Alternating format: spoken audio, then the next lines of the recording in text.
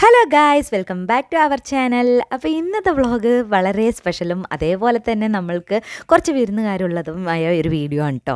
അപ്പോൾ തന്നെ രാവിലെ തന്നെ ചിക്കൻ കട്ട് ചെയ്യുന്ന തിരക്കിലാണ് കേട്ടോ. അപ്പോൾ ചെറിയ പണിയല്ല, വലിയൊരു പണിയാണ് കിട്ടിയിട്ടുള്ളത്.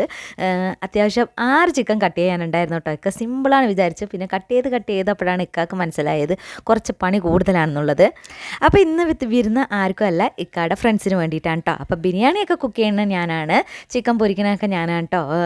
ചിക്കൻ കട്ട് ചെയ്യൽ മാത്രമാണ് ഇക്കാൻ്റെ ഡ്യൂട്ടി ഉണ്ടായിരുന്നത്.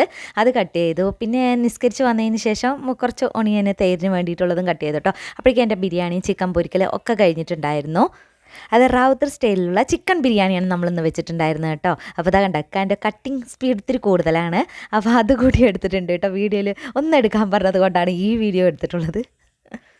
ബിരിയാണിൻ്റെ പണികളൊക്കെ നമ്മൾ നേരത്തെ തന്നെ തുടങ്ങിയതാണ് കേട്ടോ. എന്താ കാരണം പറഞ്ഞാൽ ഇന്ന് 16 പേരാണ് നമ്മുടെ ഗസ്റ്റായിട്ട് വരുന്നത്. അപ്പോൾ അവർക്ക് വേണ്ടിയിട്ട് നമ്മൾ 3 kg ബിരിയാണിയാണ് കേട്ടോ വെച്ചിട്ടുള്ളത്.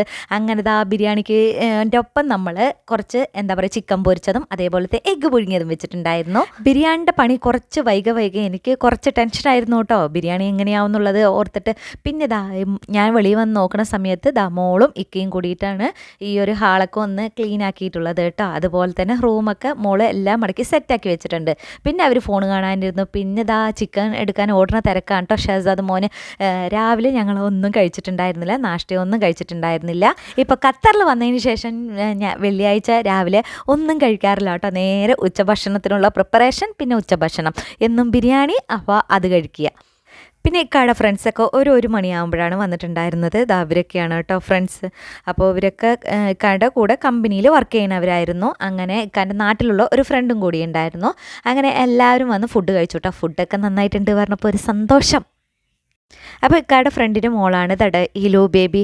അപ്പോൾ അവൾ ഭയങ്കര ക്യൂട്ടാണ് കേട്ടോ. അവളുടെ സംസാരം കാര്യങ്ങളൊക്കെ കേൾക്കാൻ വേണ്ടിയിട്ട്. അപ്പോൾ അവൾക്ക് ഫുഡ് കൊടുത്തുകൊണ്ടിരിക്കുകയാണ്. ഫുഡ് കഴിക്കാൻ അവൾക്ക് അത്ര താല്പര്യം അങ്ങോട്ട് കാണാനില്ല. അപ്പോൾ ഞാൻ വീഡിയോ എടുക്കണമെന്ന് പറഞ്ഞപ്പോൾ അവൾ കറക്റ്റായിട്ട് ഇരിക്കുന്നത് കാണിച്ചു തരാം കേട്ടോ. പിന്നെ അങ്ങനെ എല്ലാവർക്കും വേണ്ട ഫുഡൊക്കെ കൊടുത്തു കഴിഞ്ഞു. എല്ലാവരും നല്ല എൻജോയ് ചെയ്തിട്ട് തന്നെ ഫുഡൊക്കെ കഴിച്ചു കേട്ടോ. എനിക്ക് പിന്നെ ഫുഡ് വെച്ച് കഴിഞ്ഞു പറഞ്ഞാൽ കുറച്ചൊന്ന് ചൂടൊന്ന് കമ്മിയായിട്ട് കഴിക്കണതാണ് ഇഷ്ടം കേട്ടോ. എന്താ കാരണം പറഞ്ഞാൽ അപ്പോഴാണ് ചോറൊന്ന് സെറ്റാവുക. അതിനുള്ള ടൈമൊന്നും നമുക്ക് ഉണ്ടായിരുന്നില്ല. അപ്പോൾ അവർ നേരത്തെ തന്നെ കഴിച്ചു. അതെങ്ങനെ ഇരിക്കും എന്നുള്ളൊരു ടെൻഷൻ മാത്രം ഉണ്ടായിരുന്നു. എല്ലാവരും നന്നായിട്ടുണ്ട് പറഞ്ഞതുകൊണ്ട് ആശ്വാസമായി. പിന്നെ ഇതാണ് ഹിലു ബേബി. ഇത് കണ്ടോ, ഞാൻ വീഡിയോ എടുക്കുകയെന്ന് പറഞ്ഞപ്പോൾ ഒന്ന് സ്ട്രൈറ്റായിരുന്നു എന്നാണ്. അങ്ങനെ ഇക്കാൻ്റെ ഫ്രണ്ട്സിൻ്റെയൊക്കെ ചോറ് കഴിക്കൽ കഴിഞ്ഞിട്ടുണ്ടായിരുന്നു. പിന്നെ ഞങ്ങളാണ് ഉണ്ടായിരുന്നത് കേട്ടോ. ഞങ്ങൾ 4 പേരാണ് ഉണ്ടായിരുന്നത്. പിന്നെ ഞങ്ങൾക്കുള്ള ചോറ് കാര്യങ്ങളൊക്കെ ഒന്ന് സെറ്റാക്കി തന്നതിന് ശേഷം ഫ്രണ്ട്സുമായിട്ട് സംസാരിക്കാൻ പോയി. പിന്നെ ഞങ്ങൾ ഫുഡൊക്കെ മെല്ലെ കഥ പറഞ്ഞ് കഴിച്ചു എണീറ്റു കേട്ടോ. അപ്പോൾ ഈ ഒരു വീഡിയോ ഞാൻ എടുക്കുന്ന സമയത്ത് കുറച്ച് കഷ്ടപ്പാടായിരുന്നതുകൊണ്ട് എൻ്റെ മോളാണ് കേട്ടോ വീഡിയോ എണിച്ചിരുന്ന് എടുത്തു തരികയാണ്.